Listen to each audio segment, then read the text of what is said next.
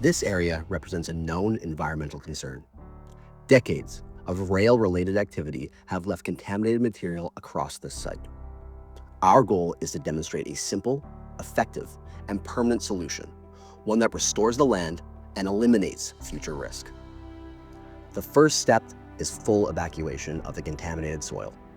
Every layer of impacted material is carefully removed and isolated for processing. A geotextile barrier is then installed to stabilize the ground and prepare for safe backfilling. Next, the excavated material is transported to our nearby processing facility, located just 8 kilometers away.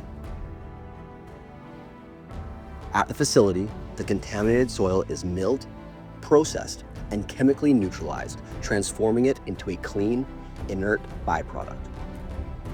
The result is a safe, eco-friendly material that will never contaminate again. Once fully remediated, the material is returned to its original site for restoration. The site is then backfilled with the safe, transformed product, creating a stable, non-toxic foundation. Finally, the area is reseeded and restored. Over time, new vegetation grows and the land returns to its natural state. A permanent, simple, and effective solution. The project is complete, and the once toxic land is now fully remediated.